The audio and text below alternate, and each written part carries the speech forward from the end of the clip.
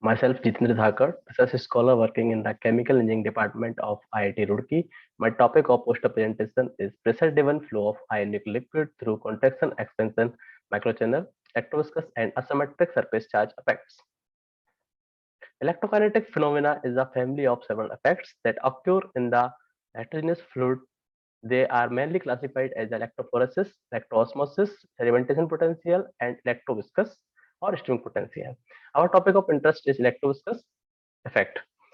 Now we will discuss about the electroviscous effect in liquid flow through microchannel. It is well known that the surface charge of the microchannel gets charged when it comes into contact with the ionic liquid because of the charge separation process. These charged surfaces attract counterions and repel coions, and the rearrangement of the ions form a layer that is called electrical double layer. That is consists of diffuse layer and compact layer. When the pressure-driven flow is applied, the flow of ions in the EDL generates a current that is called streaming currents, and the potential with respect to the streaming current is called streaming potential. Because of this streaming potentials, ions in the EDL moved in the opposite direction of the pressure-driven flow, and they take fluid with them. That generates a current that is called conduction current. So this will increase the fluidic drag, and impeded the liquid flow. That phenomena is commonly called as electroviscous effect. Now comes on the problem formulation. Our problem is electroviscous flow through asymmetrically charged contraction expansion slit microchannel. Now we comes on the assumptions. We have considered the flow is steady, laminar, incompressible, and fluid developed flow. Here, top and bottom wall of the microchannel containing different dimensionless uniform surface charge densities ST and SV respectively. SR is the surface charge ratio that is defined as SV upon ST. We have taken the ST, the top wall surface charge density is fixed, ST equal to 8 here, and bearing as surface charge ratio SL 0 to 2, it means the bearing the bottom surface charge density SV. These are the parameters for our flow problem. These are the governing equations used for modeling to the flow problem. A Poisson equation relates the total electric potential to the surface charge density. Nash-Planck equations describes the conservation of the each ion species. Navier-Stokes equation describes the conservation of the momentum with an extra body electrical body force term. These are the relevant boundary conditions for our flow problem, and the governing equations solved using COMSOL multiphysics software. After simulating flow problem, we will get the profiles of the total electric potential, charge, and pressure.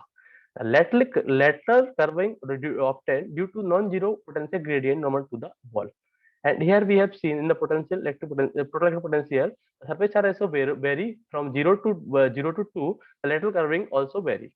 The excess charge is maximum in the contraction section of the microchannel, and the potential and pressure gradients are maximum greater in the contraction as compared to the uniform section. Further, the total electric potential, charge, pressure, and induced electric field variation with surface charge ratio for contraction, expansion, and outlet are discussed here for various inverse Debye length 2 and 20. Inverse Debye length is inversely proportional to the ADL thickness. So in the first row, when K inverse Debye length is lower, the ADL thickness is higher. So the effect of the surface charge ratio at the expansion and outlet section are higher, and then K is higher in the second row. The ADL thickness is lower. So the effect of surface charge ratio on the total potential, charge, pressure, and induced electric field are minimum. Because if the surface charge ratio is higher, then the more free charge available in the ADL for transport. Further, induced electric field variation along the hinterland length of the microchannel are discussed here. Various surface charge ratio SR equal to 0, 1, and 2. Here we can see the induced electric field increases with increasing surface charge ratio. Further, the electroviscous effect is measured in terms of electroviscous correction factor, that is defined as the ratio of apparent viscosity to the physical viscosity. Here we can see the electroviscous correction factor variation with surface charge ratio for various inverse Debye length equal to 2 to 20. Electroviscous correction factor increases with increases surface charge ratio at fixed inverse Debye length.